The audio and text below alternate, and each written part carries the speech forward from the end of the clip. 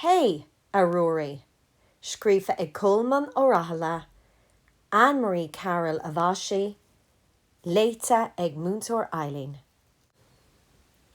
Chlór, cuairt ar an leabharlann, leathanach a hain, tríana, leathanach a seachtaig, agus an scéal dearnach, cóca milliis, leathanach trucha cuaig. Cuairt ar an leabharlann. Bhí Ruairí ar a bhealach a bhaile ón siopa, nuair a chonig sé mórtaín ag teacht, agus leabhar mór faoin na ascail aige. Cén scéal ar sa mórtaín, deabh scéal ar sa Ruairí, a cóhfuil tú ag dul leis an leabhar sin. Tá mé ag dul chuig an leabharlann, an dúchaí tú liom. Tucaí ar sa Ruairí, ní rá mé sa leabharlann riamh. Bhí aontas ar mhórtaín. Tar wet mar sin ar seisin. Shiúil siad a rá agus níorbh fhada gur bhain siad amach an leabharlann.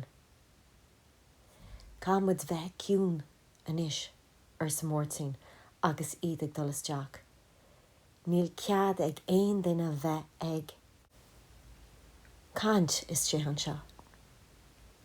Sús lo an sin go dtí an deasc.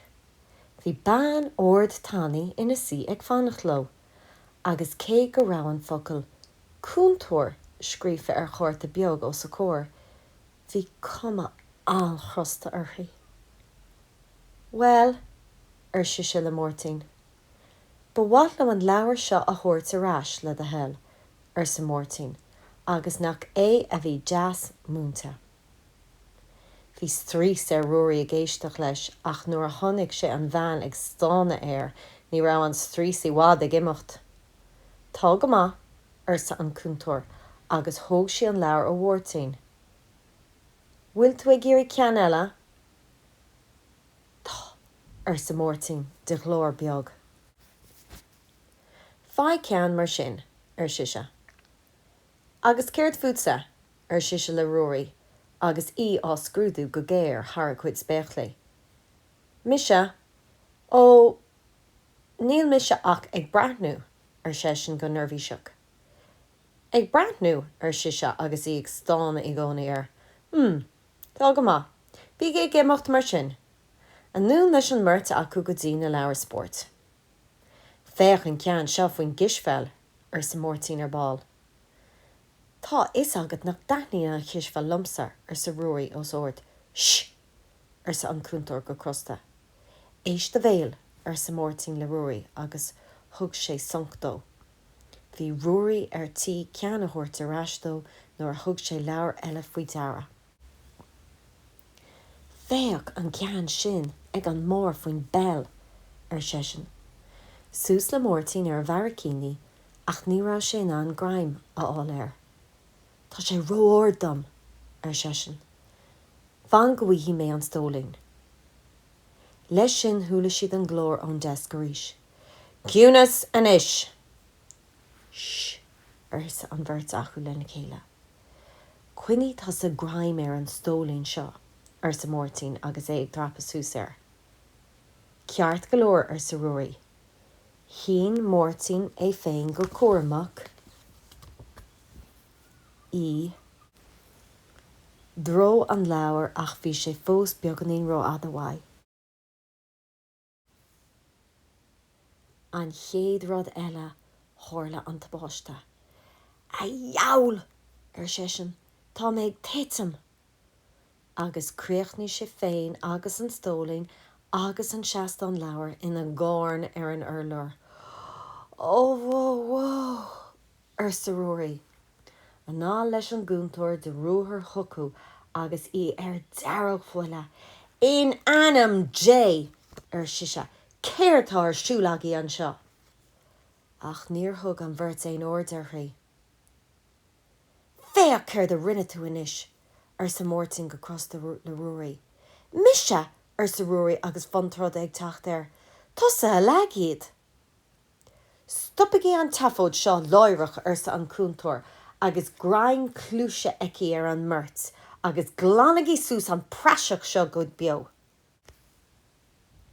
Arás leihí an sin go dtí an deasc. áit a rah scúne customéirí eile ag fannacht agus iontas orthú. Tú féin agus do chuid leabhar ar sa Ruairí go mí hásta. Muise dún de chlab agus bí ag obair ar sa mórtain. Trína. Tá ddrifór bheag ag Ruairí, trína is anam-dí. Cúpla seachtain ó hin chocraí mám agus aunty Nóra dul go dtí an cathair ag siopadóireacht. Fá go dad agus Ruairí i bhail an tí agus iad ag tuairt aire do phríonna. Anis, cé gur cailín beagaí trína, is minic a mín si i driblód mhór. Agus ní rah sé i bhád gur thosaí an turblód. Fad a bhí dad agus Ruairí ag cruinú na réithre le níad a ní. Bhí trína ina sí ina caithear ord in aice leis an dortal. Go tobann, rug si ar an modéal ina rá an subal níochan agus gurt si steall mhór isteach san uisce. Nuair a chas dad timpeall bhí subal agus bolgóige ar fud na háite. Budéal ar sa trína. Thóg Ruairí amach as an gcathaoirí agus dág sé ar an urlóir í fad a bhí siad ag glanasús. Ceart go leor ar sa dad. Déanam muid an níochan na niis Ruairí, tuig leat a cuid de na héadaí sin na lódáil. Tá go maith ar sa Ruairí. Thaithin sé leis a bheith ag cuidú le dad. Ní rá aon duine ag tuairt orda ar phríonna agus níorbh fhada gur ligh sí scóirt a sí. Seo chuid de bhabóg ar sa Ruairí. Bhabóg ar sa trína.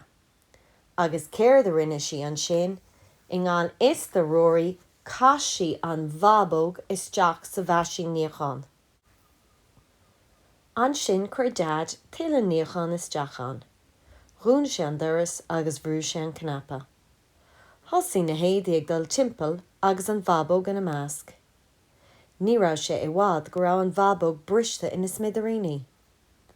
Bhí píosa beagadtí ag dul timpeall san uisce, lámh an seo agus brógaín an siúd. Ach ní acha dad ná Ruairí tada. Go dtí gur stop an máisín. Céird sa deall ar sa dad. Bhabóg ar sa trína.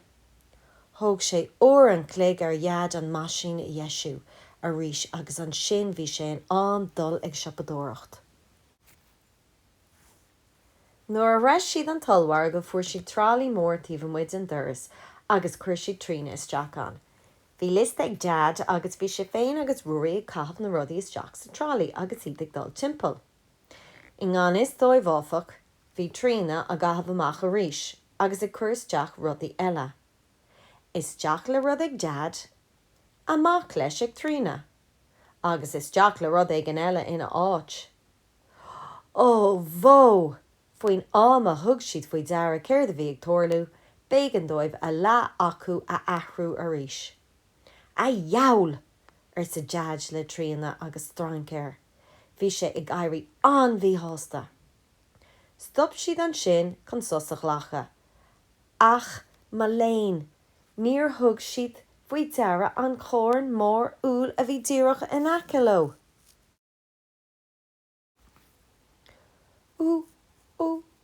Úla ar sa trína agus sciobh si ceant in chorn. Ar fa second amháin déach dad agus Ruairí ar a chéile, bhí is acu céir de bhí le tacht.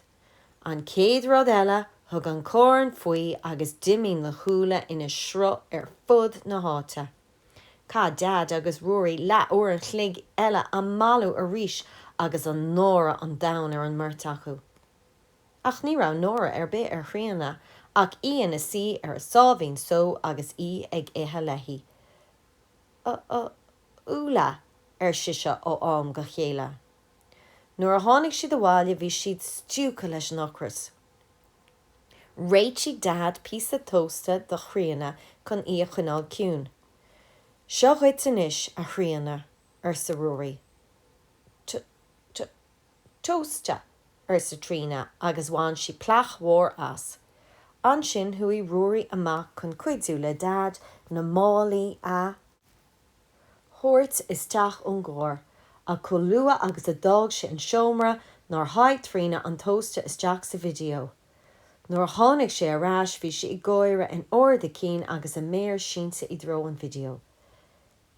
Céir atá dénta anois agat ar sa Ruairí agus é ag réithiúin thuici.